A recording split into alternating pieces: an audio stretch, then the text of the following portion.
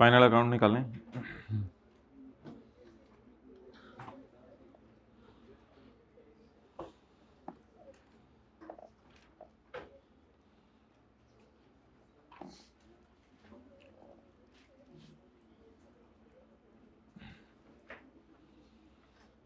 Page number 687।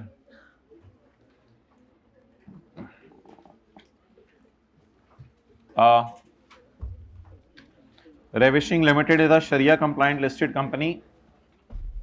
RL's financial statements for the year ended 31 December 2023 were audited by Nida and Company and Kapil and Company. My dear, 2023 में कितने auditor थे? 2। पहले का नाम Nida and company और दूसरे का नाम कंपनी। ये किस साल इनके ऑडिटर थे? 2023 में एज जॉइंट ऑडिटर। ये दोनों जॉइंट ऑडिटर थे। At an audit fee of, और बोलने ना, at an audit fee of 25 million total या 25 million each? 25 million each. In addition, Nida and Company and Kapil and Company charge out of pocket expenses related to 2023 totaling 2 million and, और done या मुश्किल note बना रहे हैं? हमने कहा था अगर जॉइंट ऑडिटर होंगे तो उन दोनों की कैलकुलेशंस इकट्ठी शो करनी पड़ेंगी या अलग अलग शो करनी पड़ेंगी? अलग अलग शो करनी पड़ेंगी। भाई लेट आने वालों को ऑनलाइन लेक्चर देंगे हम, ये जो 2-3 मिनट हमने पढ़ा है। Okay, RLS financial statement for the year ended 31 December 2022। भाईजान 23 का डाटा खत्म हो गया। RLS financial statement for 2022 were audited by Ali and company. अच्छा, 22 में कौन था ऑडिटर? Ali and company. तो आपको पता है कंपैरिजन भी देना होता है साथ। तो Ali and company at an audit fees of 20 million including including out of pocket of 1.5। बड़े हो गए, जल्दी बताएं क्या करना है। इधर क्या लिखें और इधर 1.5। अच्छा, अब आप मुझे ये बताएं कि जो अगली लाइन लिखी हुई है, ये तो पता चल गया था ना सबको, आसान बात थी, इंक्लूडिंग लिखा हुआ था उसमें। फर्दर मोर, इसके अलावा, फर्दर मोर, इसके, अभी बैठ जाए जरा, बैठ जाए। Further more, Kapil and company provided tax services of 10 इन 2023। जल्दी बताएं किधर डालें। टैक्स सर्विसेज किसने दी? कितने की? 10 million। और इसने, और चुप चुप, इसने सर्विसेज नहीं दी। अब जो लेट आए हैं उनको मैं कोई हल बताता हूं जो अभी हमने पढ़ा है। पहले से आए हुओं का मेरा सवाल है कि कपिल एंड कंपनी का 8 million कहां डालें?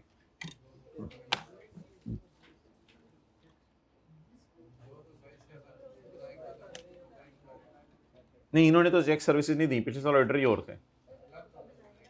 माय डियर, इसको इग्नोर करेंगे पेपर में। हमारे डिस्क्लोजर ये चाहते हैं, जो लोग लेट आए हैं वो भी सुन लें। हमारे डिस्क्लोजर ये चाहते हैं कि ऑडिटर, इसको ना देखो, मेरी बात सुनो। हमारे डिस्क्लोजर ये चाहते हैं कि ऑडिटर अगर और कोई सर्विसेज दे तो वो डिस्क्लोज करें। अगर कोई बंदा खाली टैक्स सर्विसेज दे रहा है तो he is not an auditor. अगर वो ऑडिटर नहीं है तो फिर उसके डिस्क्लोजर देने की जरूरत नहीं है। अब लेट आए हुए, पहले आए हुए वाले सारे मेरे बात और रसूल सुन लें। ऑडिटर अगर कोई भी सर्विसेज और दे तो उनका ब्रेकअप दें, और अगर ऑडिटर के अलावा कोई और आके टैक्स सर्विस दे दे उसका डिस्क्लोजर देने की जरूरत। तो अल्हम्दुलिल्लाह हमने ये पॉइंट ए सॉल्व कर लिया है। इस नोट के बारे में मैं आपको वहां जाके दिखा देता हूं जो हमने किया था। भाई ये लेक्चर ना जरा अपलोड करना है, पहले 5 मिनट इन्होंने अटेंड नहीं किए, ठीक है। पार्ट ए सिर्फ, ये जो A1 होता है जिसको आप कहते हो, ये वाला सिर्फ अपलोड कर देना। अच्छा माय डियर, मुझे ये बताएं कि क्या कहते हैं, ये बात हमने कहाँ पढ़ी थी कि ऑडिटर अगर और कोई सर्विसेज दे तो बताना है, बाकी अगर कोई सर्विसेज दें तो बताने की जरूरत।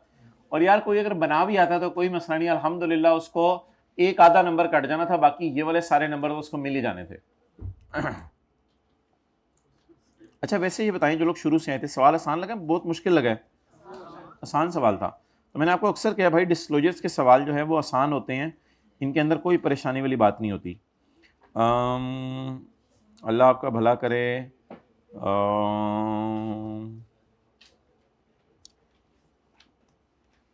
ये माय डियर, ये देखें, aggregate remuneration of auditor remuneration, aggregate amount of auditor remuneration showing separately fees out of pocket and other remuneration for services rendered as auditor and for services rendered in any other capacity.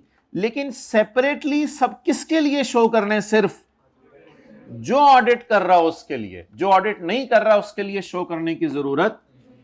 तो मेरे ख्याल से Kapil and company ने पिछले साल सिर्फ tax calculate करके दिया है, इसलिए 8 मिलियन को सॉल्यूशन में क्या करना था, इग। और जो लोग कपिल एंड कंपनी डालकर इधर 0 लिख के आते और इधर 8 डाल आते तो उनको 3.5/4 नंबर आई कैप दे दें। नेगेटिव मार्किंग यहां बनती थी, नेगेटिव मार्किंग यहां करनी थी उसने, आई कैप ने 3.5/4 नंबर दे के आता। और जो लोग ये नहीं डाल के आएंगे उनको 4/4 नंबर देगा। बट द क्वेश्चन इसके ये तो बनाए ना आप, गलती होनी है वो कोई मसला नहीं, मुझे उसकी टेंशन नहीं, आधा 1 नंबर कट जाने, बट ये तो बनाए। ओके लीव इट, इसका पार्ट भी अभी नहीं हम कर सकते, हमने नहीं पढ़ा हुआ। तो छोड़ें जी, कल वाले सवाल की तरफ आएँ प्लीज, मैं नोट नहीं करने दे रहा, लेक्चर आपको इंशाल्लाह अवेलेबल हो जाएगा। कौन सा क्वेश्चन कर रहे थे कल माय डियर? क्वेश्चन नंबर ना ना ना ना ना 10 तो नहीं, 10 तो मुझे कभी टाइम मिला तो मैं आपको करवा दूंगा, वो तो बस ऐसे ही हल्का फुल्का करवाया था।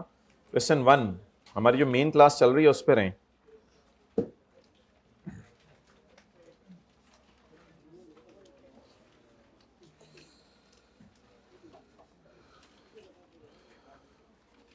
अच्छा माय डियर, ट्रायल में कितने डेटर आ रहे हैं? 60। 50% of the debtor were secured and considered good. लगाएं जी इसका 50%। 30 are secured and considered good. Page number 670। अच्छा ये चीज जरा इंप्लाइड सी है, मुझे बताएं, अगर ये सिक्योर्ड हैं और गुड हैं तो ये फिर अच्छा अनसिक्योर्ड का मतलब ये नहीं होता कि इन्होंने पैसे देने ही नहीं, अनसिक्योर्ड का मतलब होता है इनसे हमने सिक्योरिटी नहीं ली। 10% of the unsecured debtors were considered doubtful, इसके 10% क्या है? डाउटफुल हैं, तो इसका मतलब है बाकी 27 क्या है? गुड। अब हमारा नोट नंबर कौन सा बनना है my dear? Note number trade debts. इधर देखें सारे, नोट में क्या जाने? 30, 3 और 27। नोट में क्या जाने बोले? 27 जमा 3 जमा 30।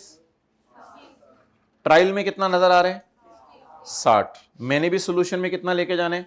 60, क्योंकि पोस्ट क्लोजिंग है, एडजस्टमेंट्स नहीं करनी, 60 को मैं नहीं छेड़ सकता। अब ट्रेड डेट्स,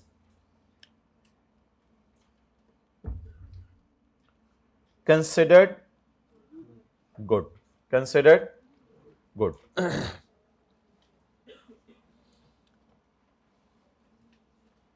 अच्छा जी, इसमें कंसिडर्ड गुड की हेडिंग डाल के मुझे बताएं सिक्योर्ड कितने हैं? 30। कंसिडर्ड गुड अनसिक्योर्ड, ये फॉर्मेट से याद करें जरा।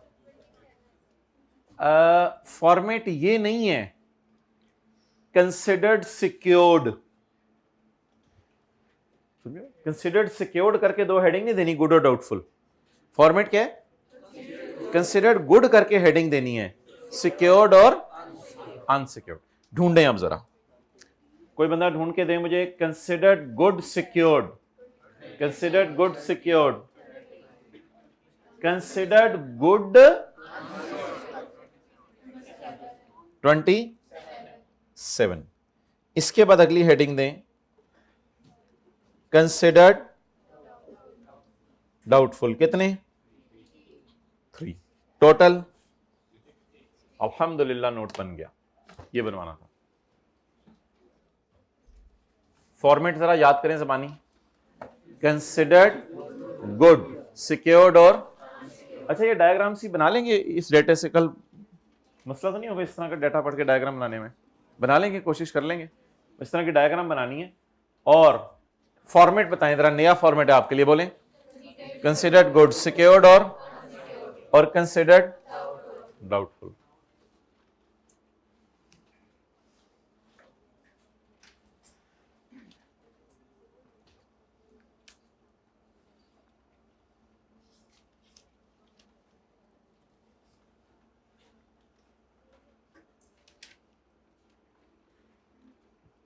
अच्छा जी, अगला काम क्या करें?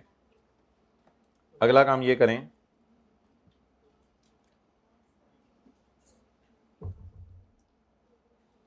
माय डियर 60 का ब्रेकअप कर दिया था मैंने आपको।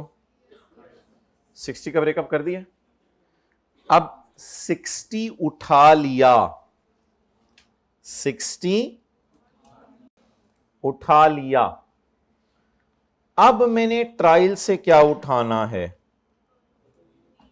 अब मैंने ट्रायल से क्या उठाना है? 3। बोंगी ना मारिएगा सर, आपने ऊपर 3 उठाया हुआ है। खुदा के लिए ट्रायल वाली फिगर को एक एक दफा उठाना आपके लिए बाइंडिंग होता है पेपर में। ट्रायल से उठाएं 3 और इसे क्या करें? लेस, और बैलेंस शीट के फेस पे क्या ले जाएं? 57।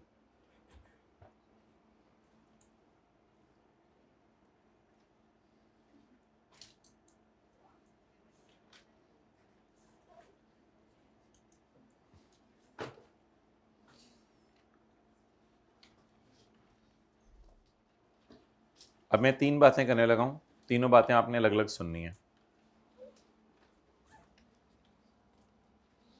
क्या आपने बचपन में सुना था कभी कि ट्रायल वाली फिगर एक एक दफा उठाते हैं? चलें, मुझे उठाने दें। एक फिगर क्या है?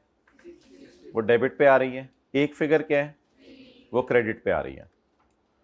जैसे एसेट और अकोमोडेशन अकाउंट, 60 रुपए के एसेट, अकोमोडेशन 3 रुपए की। तो इसको उठा लिया अल्हम्दुलिल्लाह 60 को, फिर किसको उठा लिया? 3 को। ये कहां से उठा लिया? और कल बैलेंस शीट में कितना ले गए थे?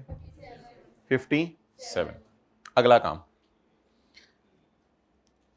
हमारा कंपनी लॉ ये चाहता है कि डेटर्स का ब्रेकअप दे दो। हमारा कंपनी लॉ चाहता है डेटर का, ग्रॉस डेटर का या प्रोविजन का? ग्रॉस डेटर का। याद रखिएगा प्रोविजन भी 60 में पड़ी होती है, तभी तो माइनस कर रहे होते हैं। हो नहीं सकता कि 60 में पड़ी ना हो।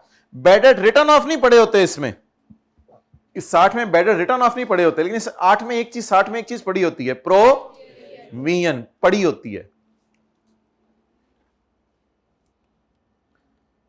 अब मतलब यह है कि पैसे तो मुझे यही वाले आने हैं, आ जाके खोती उधर ही, पैसे तो मुझे इतने ही आने हैं, लेकिन मैंने यूजर को दिखाया कि 3 आने थे लेकिन नहीं आने। तो आसान बात, चले मैं आपसे कर रहा हूं, वो छोड़ें। ट्रायल से कितना उठाया? फिर ट्रायल से कितना उठाया? और फिर 60 का क्या दे दिया? ब्रेकअप। अब 60 का ब्रेकअप बताएं क्या है? इन लोगों से सिक्योरिटी ली हुई है और ये पैसे भी दे दें। इन लोगों से सिक्योरिटी तो नहीं ली हुई, पैसे दे देंगे।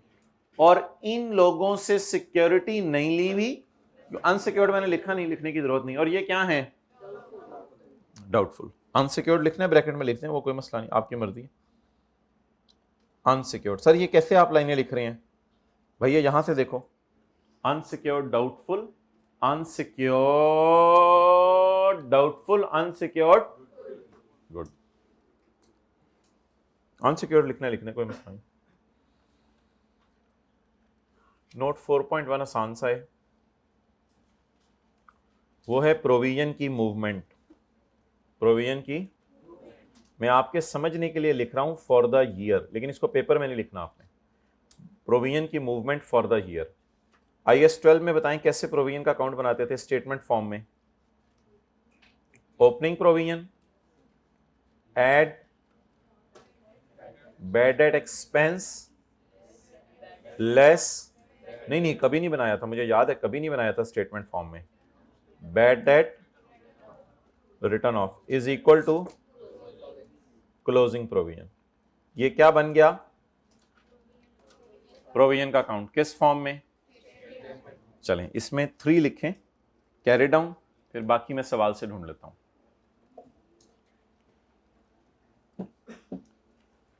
थोड़ा सा यूजर को क्या बताया करना है माय डियर? प्रोविजन की मूवमेंट।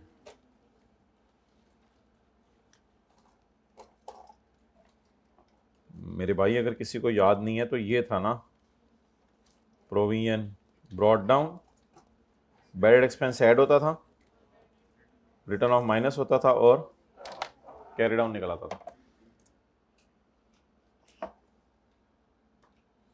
चलें जी बताएं।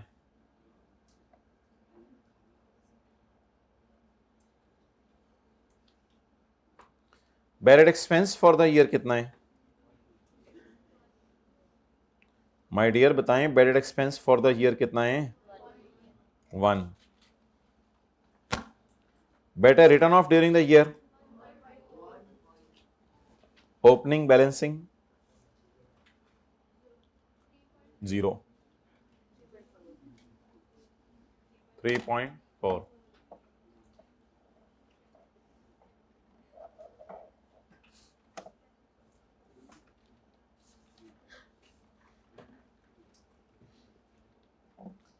अच्छा ये राइट ऑफ करना नहीं वैसे लेटर में जाके?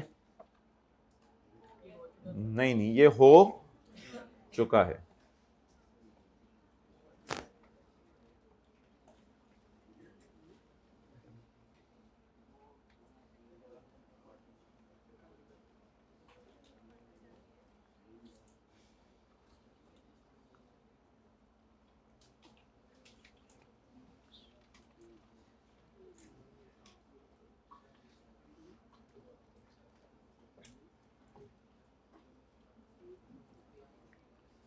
अच्छा जी, अब माय डियर ये मुझे बताएं कि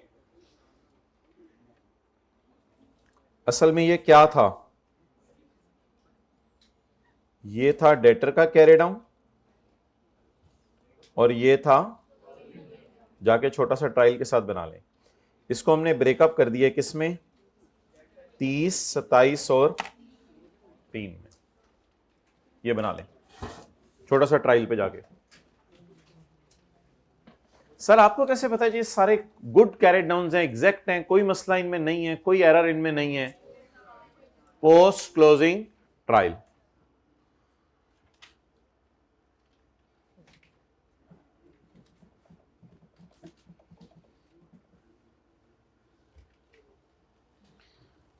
अच्छा जी, आज हम अब टाइम ज़ाया करेंगे अपना अल्हम्दुलिल्लाह। मैंने सोचा था कि नोट्स पढ़ाने हैं आज, लेकिन मैं आज आपको नोट्स नहीं पढ़ाऊंगा। असल में जब कभी आपको कोई बच्चा डी ट्रैक करता है तो आपने उससे डी ट्रैक नहीं होना, आज ये साबित किया जाएगा।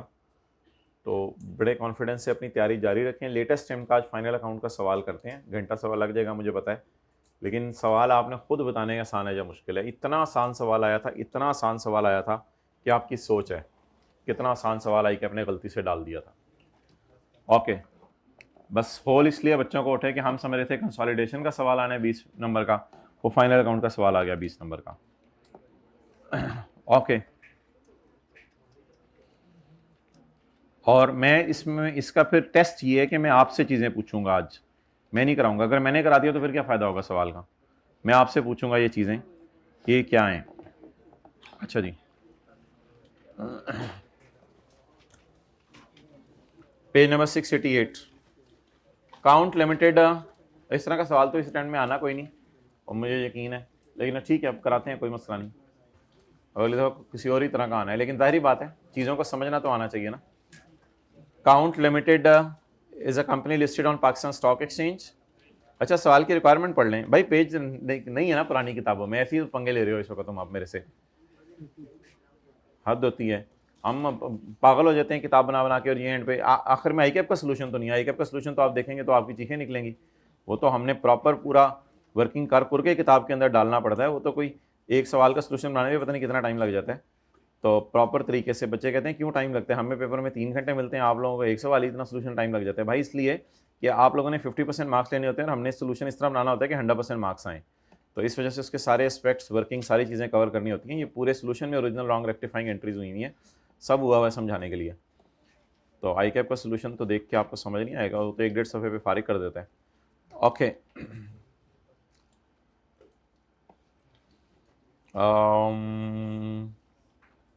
बबलू को आजरा मुतवज्जे रखें, बस थोड़ी थोड़ी देर में गुदगुदी करते रहें इसको। सवाल की रिक्वायरमेंट क्या है माय डियर? बैलेंस शीट बनानी है along with the relevant notes showing possible disclosures. Balance sheet बनानी है और साथ इसके नोट्स बनाने हैं अलॉन्ग विद रेलिवेंट नोट्स, जो आपको डेटा अवेलेबल हो। कंपैरेटिव फिगर्स नहीं चाहिए और अकाउंटिंग पॉलिसीज नहीं चाहिए। अकाउंटिंग पॉलिसीज कुछ होता है उसको छोड़ें। One of the easiest question of the history. Account Limited Company listed on Pakistan Stock Exchange, has a registered office in Karachi, specializing in the manufacturing and marketing of personal care products. CL operates a manufacturing facility in Faisalabad.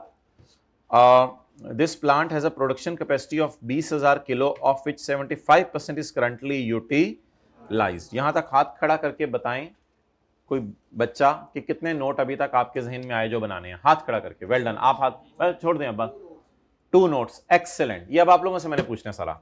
आप नाम बताओ इसके। हाँ, legal status and nature, well done. और production capacity वाला, ये 2 note बनाने। अल्हम्दुलिल्लाह, इजी मार्क्स दे रहा था, पता नहीं क्यों आईकैप दीवाना हो गया, इजी मार्क्स दे रहा है। अच्छा जी, तो 1 नोट इसका बन गया आपका लीगल स्टेटस एंड नेचर वाले का, और दूसरा नोट किसका बन गया? प्रोडक्शन। एडवांस टू सप्लायर आ रहा है, बायोलॉजिकल एसेट्स आ रहे हैं, करंट एसेट्स आ रहे हैं, डीटीएल आ रहा है, इन्वेस्टमेंट इन अल्फा आ रही है, लॉन्ग टर्म लोन आ रहा है, लॉन्ग टर्म लोन लिया हुआ है, क्रेडिट साइड पे आ रहा है ना, पीपी आ रहा है, शेयर कैपिटल आ रहा है, ट्रेड एंड अदर पेबल्स आ रहे हैं, और अनएप्रोप्रिएटेड प्रॉफिट आ रहा है। Retained earnings. इस ट्रायल में सेल्स और प्रॉफिट्स वगैरह क्यों नहीं आ रहे? क्योंकि सिर्फ क्या मांगी भी है, तो सेल्स और प्रॉफिट्स फिर कहां पड़े होंगे? रिटेन्ड अर्निंग में। सेल्स और प्रॉफिट सारे सिमट के कहां पड़े होंगे?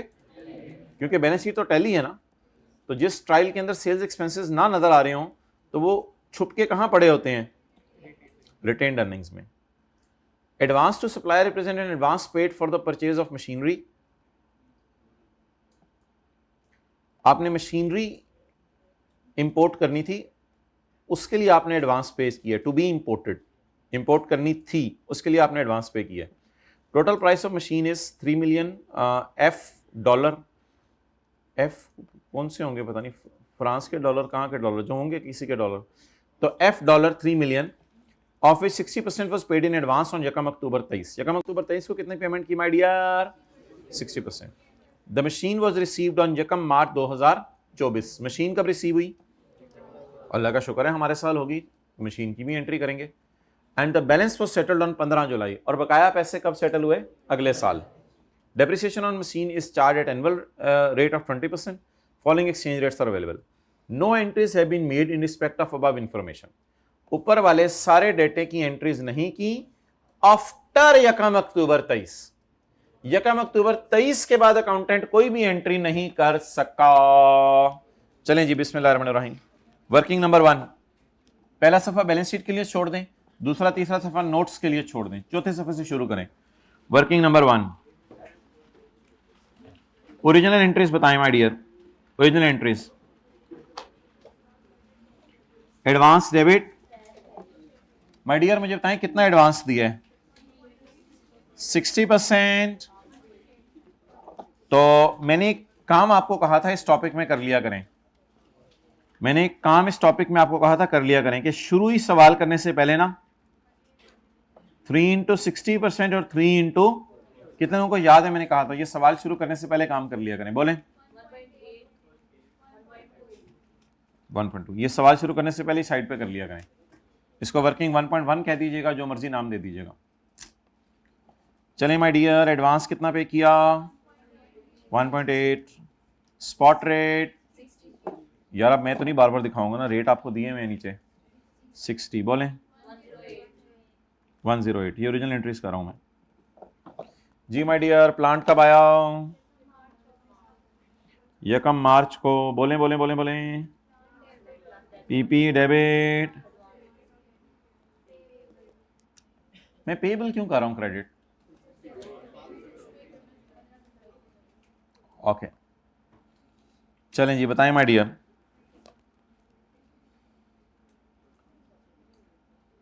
ये जिसने 3 बोला है ना,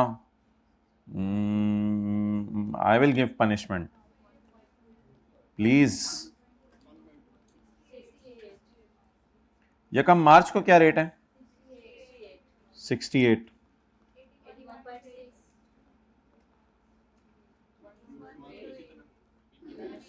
भाई बार बार क्लास में बोला था कि पीपी को बैलेंसिंग निकालना है। जिसने 3 बोला था हाथ खड़ा करें। आप समझ आ गई क्या गलती की थी? ठीक है, तो 3 नहीं बोलना था ना। स्पॉट रेट पे प्लांट को नहीं रिकॉर्ड कर सकते। आपको 12 कहा था, शायद याद आ रहा हो आपको। चलिए इससे रिवीजन, अल्लाह का शुक्र है पेपर में मसला नहीं होना था आप लोगों को। पेपर में क्यों नहीं होना था? क्योंकि आई गेस 20 जो 1 है आपने रिवाइज किया होना था। अभी तो ऑब्वियसली रिवाइज किए हुए अरसा हो गया, इस वजह से गलती एक्सेप्टेबल है। अगर आपको गलती कर रहे हैं तो ये नहीं कि पेपर में आप गलती करेंगे, पेपर से पहले तो आपने रिवीजन करके जानी होती है। तो प्लीज़ रिलैक्स। अगर मैं कोई स्टैंडर्ड की चीज़ याद कराऊँ और आपको याद आ जाए तो डेट इज़ एनफ। गलती अभी कर दें मेरी नज़र में, वो कोई मसला नहीं। जी बोलें 189.6। चलें जी, 31 दिसंबर को बताएं एंट्री। 31 दिसंबर नहीं है? बताएं मैं डियर। एक्सेलेंट। कौन बोला है? जी वेल डन। इस कैलकुलेशन का नाम बताएं।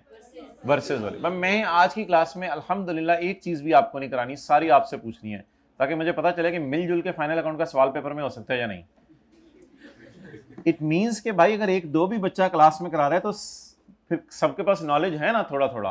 अब सबके पास इकट्ठा नहीं है तो इसका मतलब ये तो नहीं कि नॉलेज डिलीवरी में मसला है। मसला आपके करने में फिर पेपर के अंदर, या कुछ को कुछ चीज़ें आती हैं, कुछ की कुछ चीज़ें स्ट्रांग है।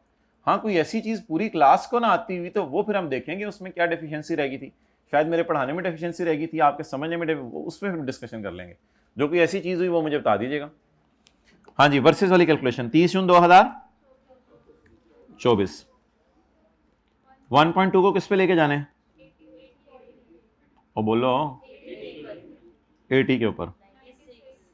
और पढ़ा किस पे हुआ है? अच्छा, आप माय डियर बताएं कि लायबिलिटी बढ़ाऊं या कम करूं? Entry exchange loss debit. जी बोलें 14.4। Okay you right. अच्छा जी आगे चलें। एक्सेलेंट। डेप्रिसिएशन एक बंदा भी पूरी क्लास में बोल देगा ना मेरे लिए काफी है। किसने बोला डेप्रिसिएशन? Well done. डेप्रिसिएशन सारे मिलके सवाल कर लीजिएगा इंशाल्लाह। अक्यूमुलेटेड डेप्रिसिएशन बोलें जी। Cost, life,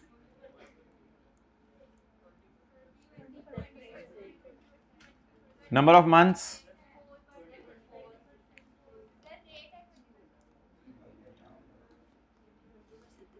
into. Actually I am very much excited क्योंकि सवाल आसान है। 12.6 नोट कर लें।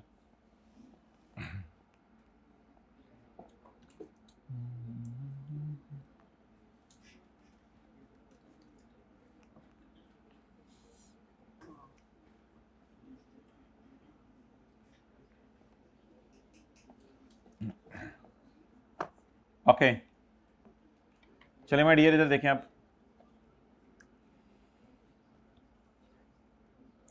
अब जरा मुझे बता दें कौन सी एंट्रीज मैंने करनी है, हाथ खड़ा करके। नहीं आप लोगों से सारे सवाल। आप खड़े हो जाओ, ग्लासेस वाले भाई आप खड़े हो जाओ। Well done. कौन सी एंट्रीज मैंने करनी है? Excellent well done. एक बंदा काफी है माय डियर। जितने लोगों को समझ आ गया तो हाथ खड़ा कर दें। बस एक एंट्री उसने मारी हुई है। और वैसे देखें एडवांस टू सप्लायर में पड़ा भी 108 ही है। ये तो इत्तेफाक है कि एडवांस टू सप्लायर में 108 पड़ा हुआ है। ये जरूरी नहीं है, हो सकते कोई और एडवांसेस भी होते। एडवांस टू सप्लायर में पड़ा भी कितना हुआ है? 108 पड़ा हुआ है। वो तो एक इत्तेफाक है महज, 108 पड़ा हुआ है। तो इसका मतलब है सवाल क्या कह रहे हैं माय डियर? और जल्दी बताएं ना। No entries have been made after यकम अक्टूबर 23, आफ्टर यकम अक्टूबर यानी यकम अक्टूबर वाली हो गई है, उसके बाद वाली नहीं हुई। अच्छा माय डियर, पीपी को डेबिट कहां मारूंगा? 189.6, जल्दी जल्दी ढूंढें। 189.6 को डेबिट कहां मारूंगा? बोलो ना यार, यहां पे। अच्छा उसके बाद अब आप रनिंग में आ जाएंगे। एडवांस को क्रेडिट कहां मारूंगा? -108। पेबल को रिकॉर्ड कहां करूंगा? इसमें डाल दीजिएगा 81.6।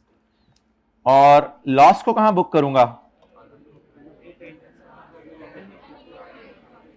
एक्सेलेंट, कंसोलिडेशन की तरह आरई में -14.4 और क्वेश्चन पेपर स्टेपल करके भेज दूंगा। आई थिंक मैं सब कुछ कर लिया है। और पेबल को कहां रिकॉर्ड करूंगा? 14.4। और डिप्सिन को कहां डालूंगा? Minus minus minus minus minus. Earning कम होंगी डिप्सिन रिकॉर्ड करने से। डिप्सिन डेबिट ठहर जे तरतीब ना चलते तो बहुत छीती पी है तो आज। और यहां पे -12.6। चलें जी, पोस्ट करें एंट्री, निकालें पहला सफा। वर्किंग दिखाऊं? वर्किंग ही नहीं अभी नोट की हुई। करें जी नोट, फिर मैं आगे चलता हूं।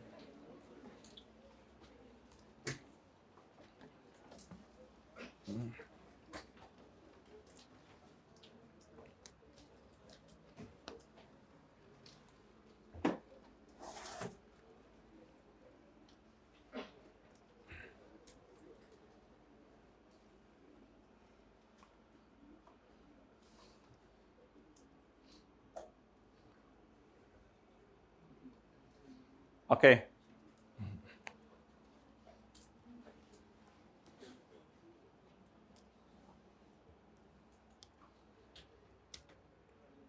माय डियर,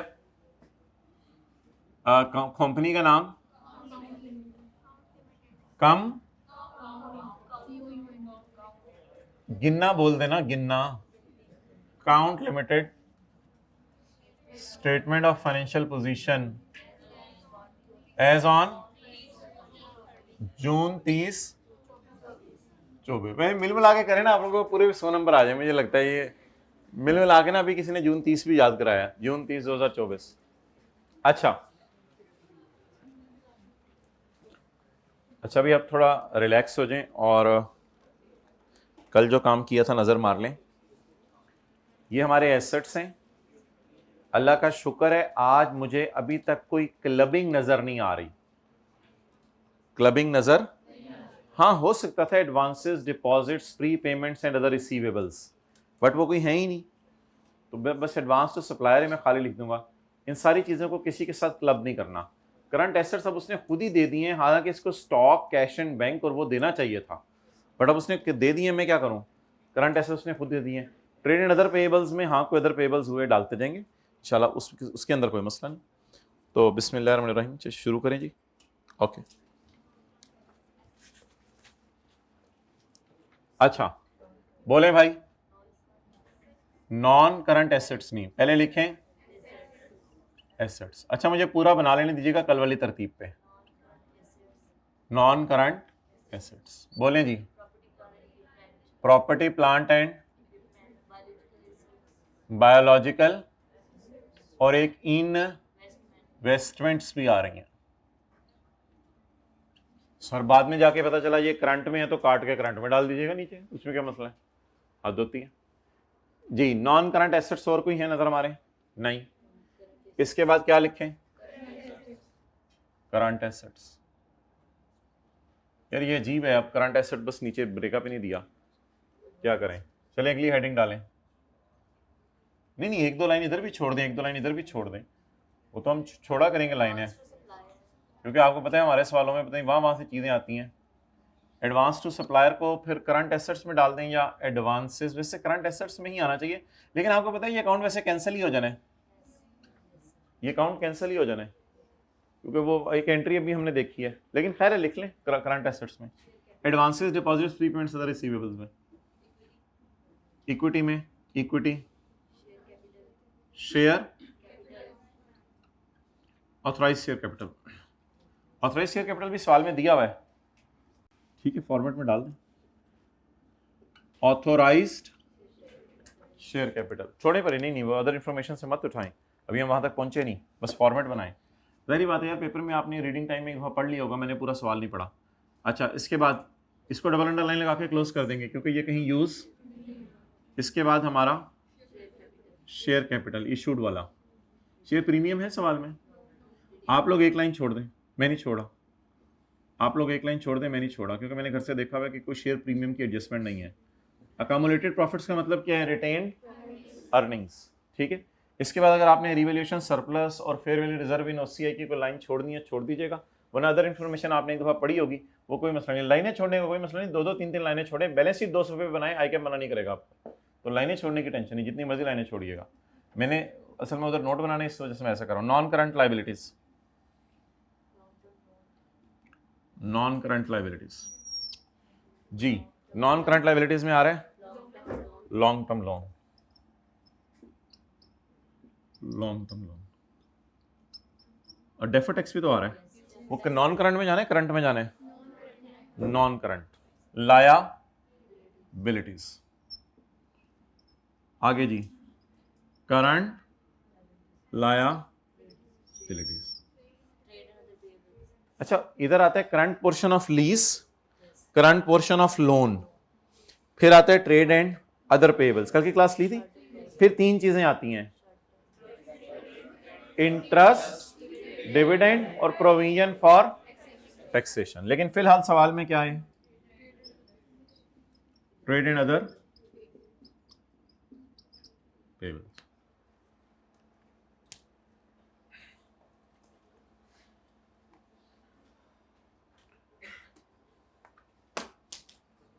अच्छा जी,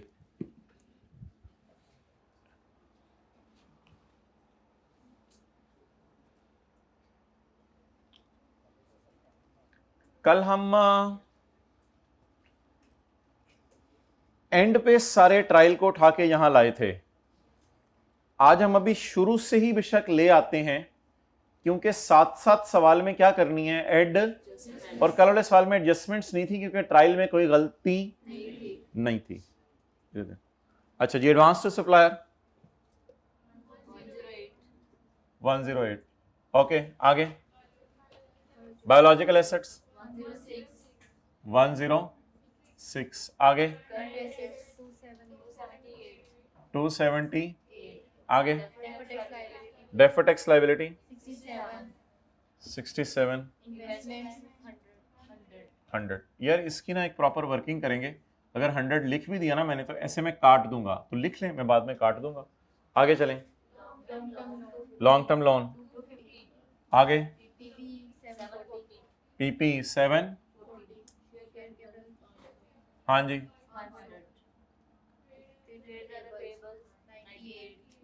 आगे आरी, इसमें काफी सारी एडजस्टमेंट्स है, वो यहां प्लस माइनस हो नहीं सकेंगी।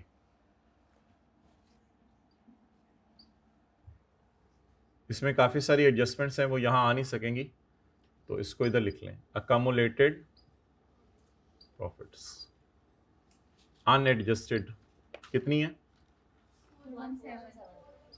417। इधर भी प्लस माइनस कर सकते हैं अगर टाइम में, पेपर में, इधर प्लस माइनस कर दीजिएगा। चलें जी, माय डियर, मुझे पहली एंट्री बताएं। पहली एंट्री तो हो चुकी हुई है मादरत, दूसरी एंट्री बताएं। अब बड़ा सुकून से मुझे करा दीजिएगा, इजी मार्क्स हैं, फौरन फौरन लें।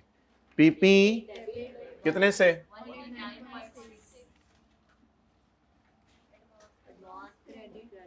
एडवांस क्रेडिट नहीं, negative 108। Payable 81.6।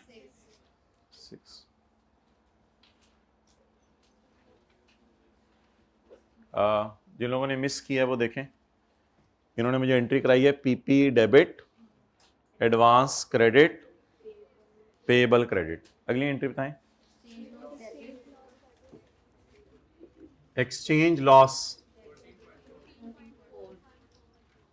Exchange loss debit, payable credit.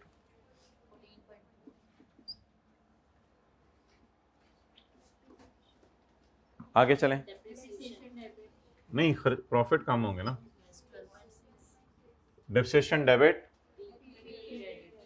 12.6।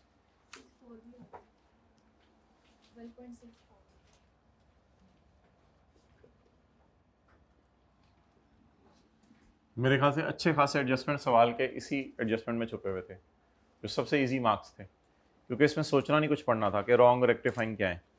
पहली वाली हुई है, अगली 3 कर दें। अच्छा, अब मैं तरतीब से चल रहा हूं, लेकिन मैंने ऊपर वाला डब्बा भी पढ़ा था, तो मुझे 2 नोट बनवा दें।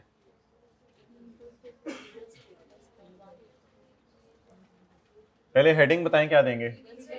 काउंट लिमिटेड, नो, ये दूसरा सफा my dear, for year ended June 30, 2024। Note number 1,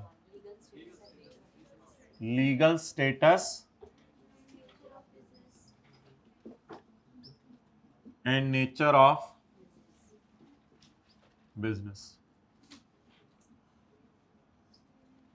बताएं भाई। Count Limited is a listed company registered in Pakistan Stock Exchange. Nature of business बताएं। बस the company manufactures and markets, the company is engaged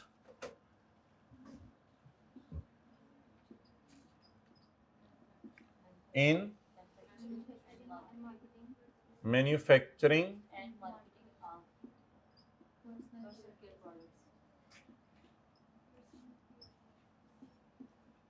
personal care products. ये मैं सवाल से लिख रहा हूँ, इसलिए गंदी गंदी राइटिंग है। पर्सनल केयर प्रोडक्ट्स, साथ ये लिख दें चक they have a manufacturing facility in Faisalabad. इसके बारे में वैसे इसका एरिया वगैरह बताना चाहिए था इसको, वो डिस्क्लोजर कल मैं आपको बताऊंगा। इसका एरिया वगैरह बताना चाहिए था कि फैसलाबाद में जो रजिस्टर्ड ऑफिस कराची में है और मैन्युफैक्चरिंग फैसिलिटी कहाँ है, फैसलाबाद में।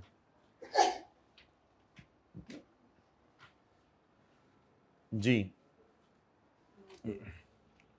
नोट 2, प्रोडक्शन के बारे में बताना है। आईकेप ने जिस तरह नोट दिया हुआ मैं उस तरह नहीं बना रहा, मैं अपने तरीके से बना रहा हूँ। तो प्रोडक्शन किस चीज़ की है नहीं बताया हुआ, बस ठीक है। प्रोडक्शन कैपेसिटी नहीं, मतलब ये कि क्या चीज़ें प्रोड्यूस कर रहा है। प्रोडक्शन कैपेसिटी बताएं। 20,000 kg, और ये तो कैपेसिटी है ना, एक्चुअल प्रोडक्शन बताएं। अच्छा, ये प्रोडक्शन है, okay. The plant has production capacity of 20,000 kg, नहीं तो ये कैपेसिटी है। Of which 75% is currently reasons for, नहीं बताएंगे सवाल ने, खाली छोड़े। रीजंस फॉर शॉर्टफॉल इधर नहीं लिखना, वो अगर फैसलाबाद लिखना है ऊपर लिखना है, उसकी मैं कल बात कर लूंगा।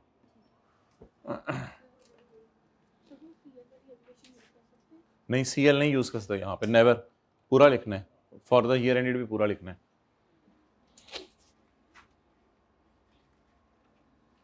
चलें जी आगे।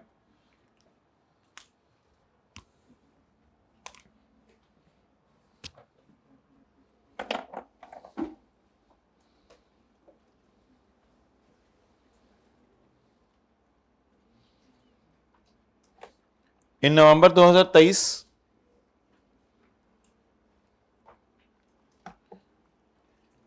CL initiated a pilot project involving the purchase of several cows ठीक है, कोई मसला नहीं। Classifying them as a biological asset at initial cost of 81 million.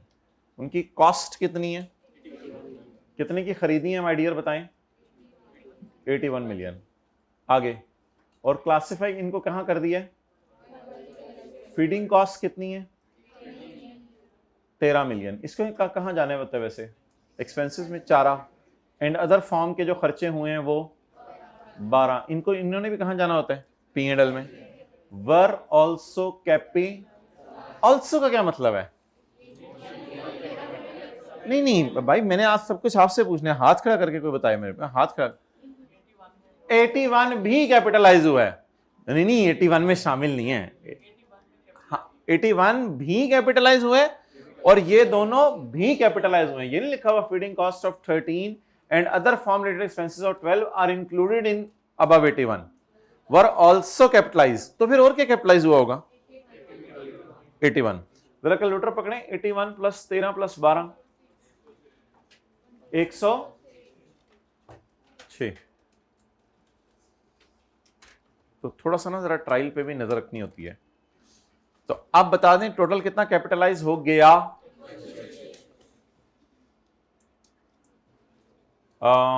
Eight 30/24 the fair value of cows was 1, लेकिन इसने तो 120 पे शो ही नहीं की हुई। इसका मतलब है कि ईयर एंड के गेन की एंट्री नहीं हुई। मुझे इल्हाम हुआ है या मैंने कैपिटलाइज वाली को जमा करके कंफर्म है? कैपिटलाइज वाली को जमा करके कंफर्म है। एरर तो इससे हुई है, एक्सपेंसेस को गलत कर दिया है, लेकिन अब 120 पे क्यों नहीं नजर आ रही मुझे चीजें? क्योंकि ईयर एंड की एडजस्टमेंट भी लगता है नहीं हुई। ये लिखा नहीं हुआ सवाल में ईयर एंड की एडजस्टमेंट नहीं हुई, लेकिन ऑब्वियसली 106 अगर इधर नजर आ रहा है तो व्हाट डज इट मीन? कि ईयर एंड की एडजस्टमेंट नहीं हुई। और estimated cost to sell is, हाँ 120 पे तो जाने नहीं चीजों ने 120 इंटू 90 और 120 इंटू 95% भी करके देख लें, वो 106 नहीं है। तो अकाउंटेंट ने सिर्फ क्या किया है? अकाउंटेंट ने जो परचेज की कॉस्ट है जानवरों की, और दूसरा जो अकाउंटेंट ने एक्सपेंसेस हैं दो, इन तीनों को मिला के कैपी, इसके बाद ईयर एंड वाली एडजस्टमेंट नहीं की। चलें जी, 1 से 2 मिनट लगाइएगा, ज्यादा टाइम ना लगाइएगा इस पे। आप ओरिजिनल एंट्रीज बोलें। पहले ना ओरिजिनल कर लिया करें, फिर रॉन्ग किया करें। ओरिजिनल एंट्री जानवर खरीदने की,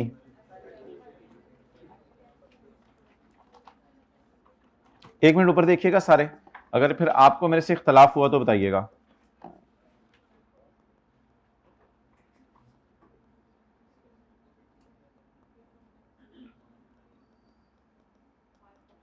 किसी को इख्तलाफ है तो बता दे। ओरिजिनल एंट्रीज कर रहा हूं, अकाउंटेंट वाली मैं बाद में करा दूंगा। बोलें।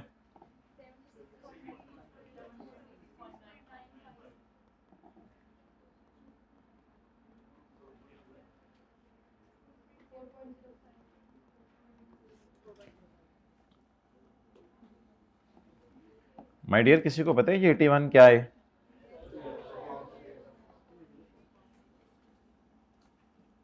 कॉस्ट पे तो इस स्टैंडर्ड में चीजें रिकॉर्ड नहीं होती। फेयर वैल्यू माइनस, ये तो कॉस्ट है उनकी, fair value minus cost to sell तो नहीं है। तो पहली एंट्री 81 की है मैंने, लेकिन 81 की ये एंट्री नहीं की। 81 की एंट्री को 5% लेस करके करेंगे ना। लेकिन पैसे अल्लाह का शुक्र है मेरी जेब से कितने गए हैं? 81। अगली एंट्री बोलें। एक्सपेंस डेबिट, फॉर्म के खर्चे और चारे के जी 20, और ईयर एंड की एडजस्टमेंट कर दें।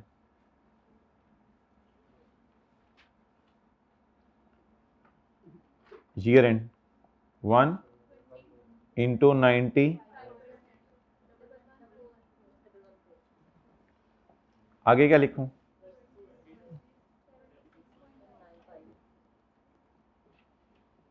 जवाब क्या करना है? Biological asset debit,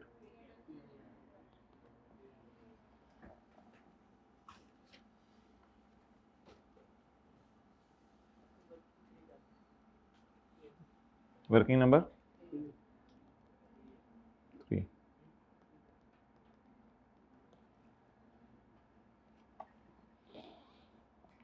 wrong entry बताएं। नहीं, कैश की एंट्री अकाउंटेंट नहीं भूलता। कैश की एंट्री 81 भी कैपिटलाइज की है, 13 भी कैपिटलाइज की है, 12 भी। इधर देखें 13 एंड 12 इज ऑल्सो कैपिटलाइज, तो और क्या किया हुआ था फिर? 81। और ये देखें, ये ट्रायल में भी नजर आ रहा है 106।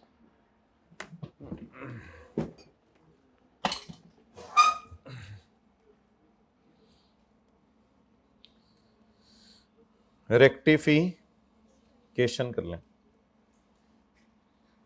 अच्छा, अब यार प्लीज आप बड़े हो गए हैं, कैश को कुछ करने की जरूरत नहीं है।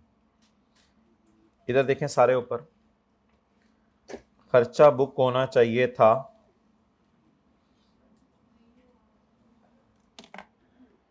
मेरे ख्याल से उसने खर्चा और इनकम बुक नहीं की, और हमने 2 खर्चे बुक करने हैं और एक, या तो इन तीनों को अलग अलग ले जाएं अकोमोलेटेड प्रॉफिट्स में, या इधर जमा करके रेक्टिफाइंग एंट्री करा दें। वो आपकी मर्जी है, मैं इधर इधर ही फारक कर रहा हूं।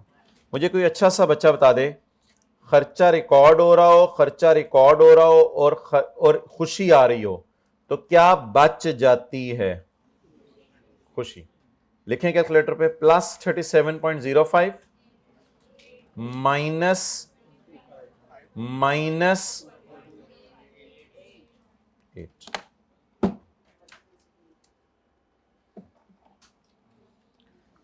खुशी माइनस खर्चा, अब क्या बच गया? Bachelor of arts biological asset, BA बच गया बस। अब बस बीए बच गया, डबल एंट्री भी तो पूरी करनी है। बीए किस पे रिकॉर्ड हो गया है और किस पे होना चाहिए था? जरा कैलकुलेटर पकड़े, नहीं कैलकुलेटर पकड़े ना जरा, किस पे होना चाहिए था? 76 पॉइंट +37.114 पर डेबिट पड़ना चाहिए था। डेबिट पड़ गया है, दोनों का डिफरेंस 8 से और बढ़ा दें।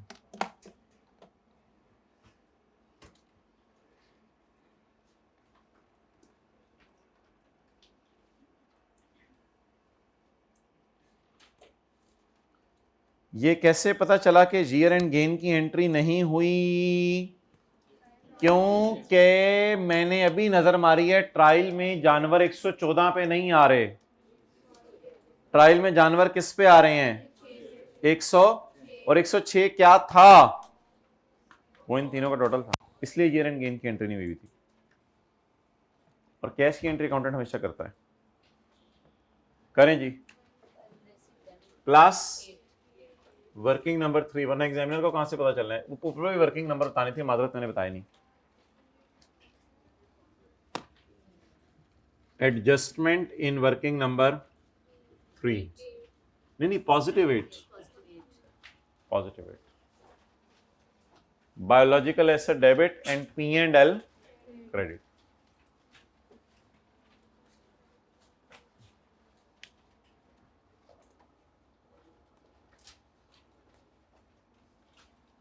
ओके,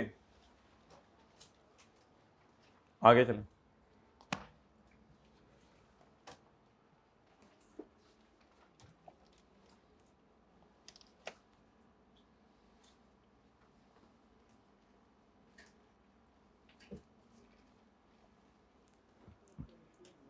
अगली एंट्री पढ़ के बता दें क्या हुआ है, क्या करना है।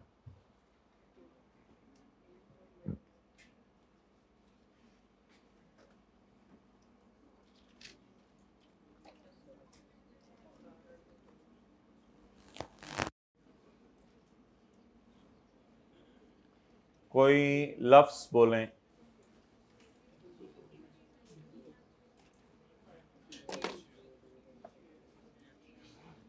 क्या क्या करना है, जरा ये बता दें क्या करना है, कौन सी वर्किंग करें, मैं ये पूछना चाह रहा हूं। ये कुछ किसने बोला हाथ खड़ा करें, मैं मिलजुला के ना फाइनल अकाउंट का सवाल कर लिया करें, ये हो जाया करेगा। वर्किंग 7 कर लें। वर्किंग 7 से मैं ओरिजिनल एंट्रीज निकालूंगा इंशाल्लाह, वो मेरी ओरिजिनल होंगी। वर्किंग 7 से जो एंट्रीज निकलेंगी वो मेरी ओरिजिनल होंगी, और फिर सवाल पढ़ के मैं रॉन्ग खुद देख लूंगा। तो वर्किंग 7 करके जरा ओरिजिनल एंट्रीज कर लें। हमारा साल खत्म होने से कितने महीने पहले, 5 महीने पहले हमने एक्वायर किए हैं 6 million shares of alpha limited, 30% share holding associate. For the year ended 30 जून 24, हमारे साल के 5 महीने में इसका प्रॉफिट आया 80, उसने 80 मिलियन, उसने डिस्ट्रीब्यूट किए हैं डिविडेंड 24 मिलियन के, ये टोटल है, हमारा हिस्सा नहीं है। ऑफ विच सीएल ने अपना हिस्सा अदर इनकम में डाल दिया है। यार ठहरते जा यार, गलती देख लेने तेरी यार, ठहर जा यार, आगे तो चल, पता तो चला दे। CA has to policy to measure its investment in associates using the separate financial statement में भी ये इक्विटी मेथड लगा रहा है, बस ठीक है, कोई मसला नहीं। सेपरेट फाइनेंशियल स्टेटमेंट्स में अगर ये इक्विटी मेथड लगा रहा है, हमें इस पे कोई एतराज। मैंने आपको बताया था कंसोलिडेशन में सिर्फ इक्विटी लगाना है, सेपरेट में ये कॉस्ट पे भी रख सकता है। सेपरेट के अंदर जो है वो एक क्लास हुई थी प्रॉपर,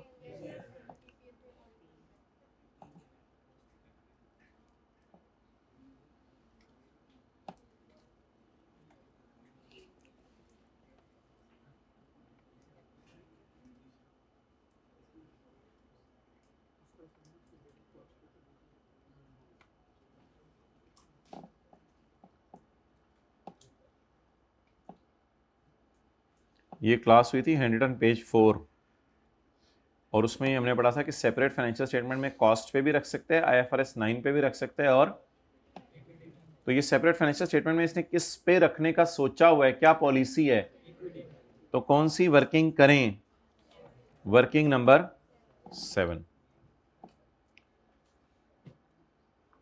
जी किधर है फाइनल अकाउंट्स,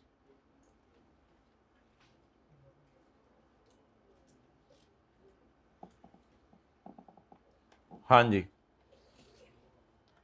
वर्किंग नंबर 7 तो नहीं, वर्किंग नंबर 4, वर्किंग 7 टाइप है ये, इन्वेस्टमेंट इन एसोसिएट, और इसकी एंट्रीज मैं आपको रिवाइज करवाऊं। चलें छोड़े पड़े, वर्किंग 7 तो पहले कर लें। एट कॉस्ट कैश कितना पे हुआ, यार आपको कैसे पता चला कैश 100 पे हुआ है, उसने तो बताया नहीं। ऊपर देखें ट्रायल में क्या लिखा हुआ है,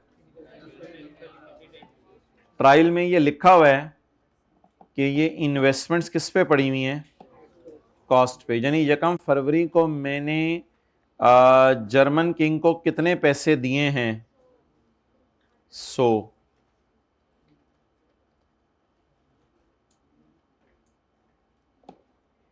इन्वेस्टमेंट कॉस्ट पे नजर आ रही हैं। अच्छा जी, इसके बाद अगर क्लोजिंग माइनस प्री आ रही अवेलेबल नहीं है तो पोस्ट पैट से खेल लें। पैट बताएं, 80 इंटू, असल में ना इस मेथड में हमारी उनके डिविडेंड पे नजर नहीं होती, हमारी नजर उनके प्रॉफिट्स पे होती है। नहीं 30% तो बाद में करना है ना, इंटू 5/12 इंटू 30%, 10। भाई इधर डिविडेंड आना, आपका आपकी बात बजाय इधर डिविडेंड आना है, लेकिन मैंने कहा था इधर जनरल एंट्रीज करते हुए कैश लिखना है। हाँ आना डिविडेंड ही है, लेकिन पूरा या हमारा हिस्सा, बोलें। डिविडेंड को कभी 5/12 नहीं करना होता माय डियर, डिविडेंड को कभी 5/12 नहीं करना होता, never never ever in the past, कभी नहीं। डिविडेंड का वक्त गुजरने से ताल्लुक नहीं होता, डिविडेंड किसी खास डेट को मिलता है। Into 7.2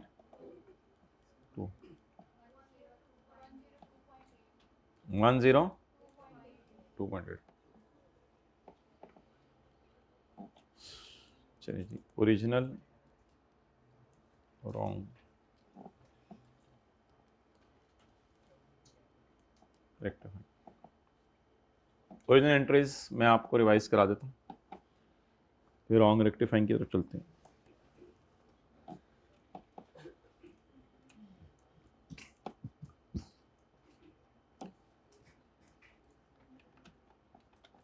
original wrong rectifying,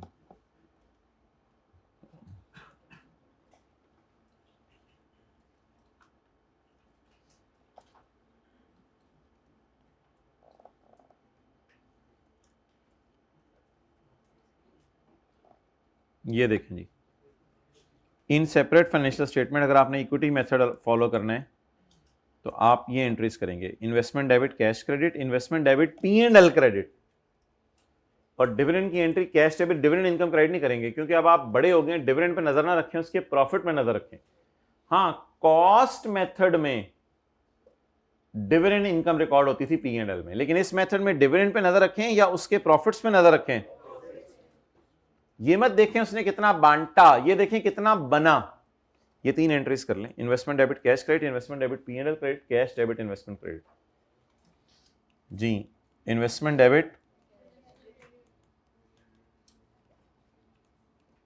investment debit और cash debit. Ji,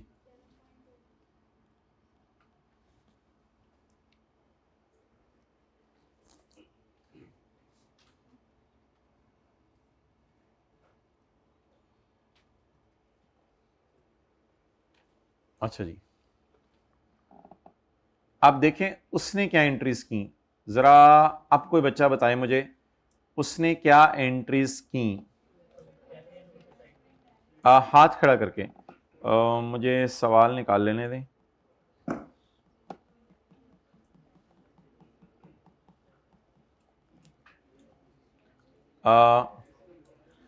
please raise your hands and tell me, उसने क्या होता है, वो उधर से इधर गुम हो जाता है, ये वाला लाते हैं वो गुम हो जाता है।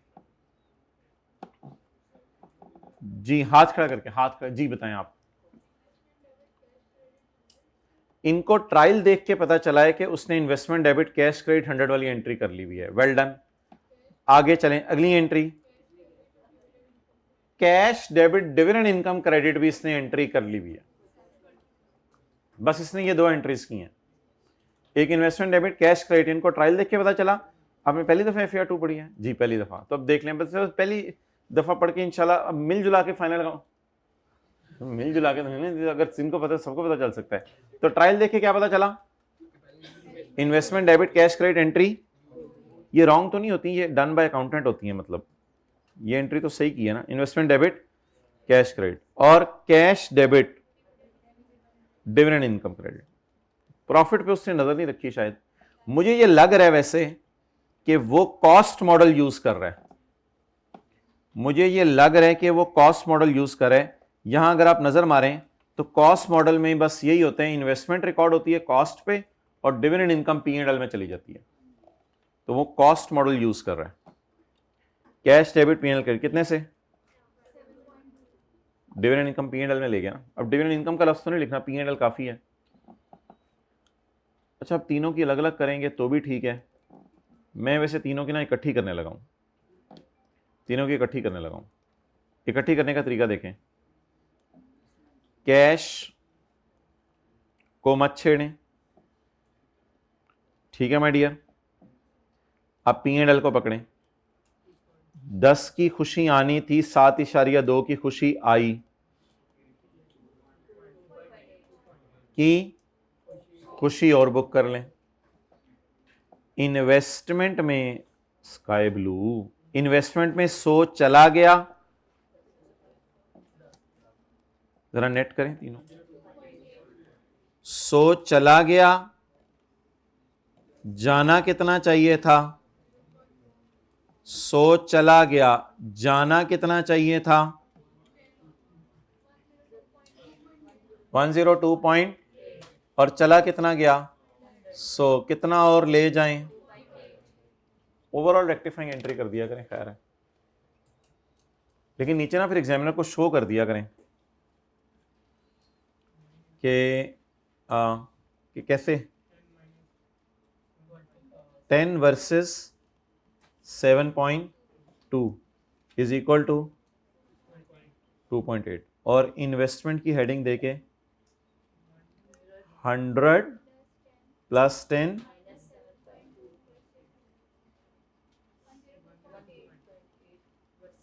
वर्सेस, इस तरह को नीचे फिर उसको कर दिया करें ताकि उसको पता चले कि फिगरें आप उड़ा के नहीं लाए।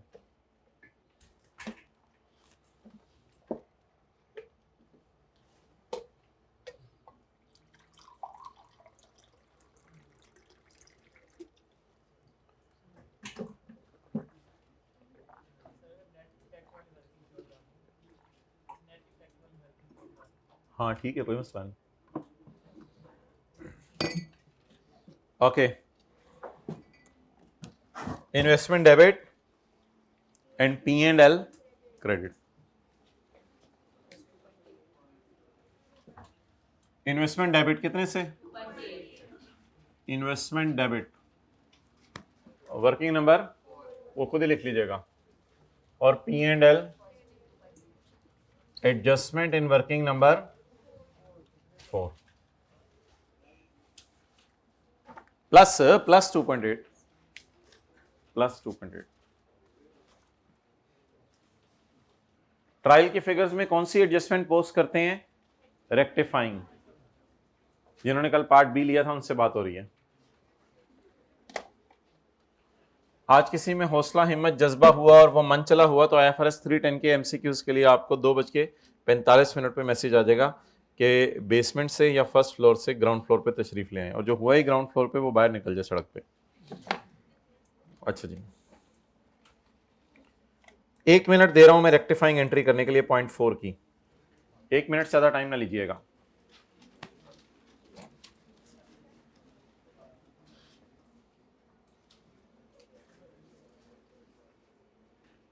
बना दो दूसरा पार्ट।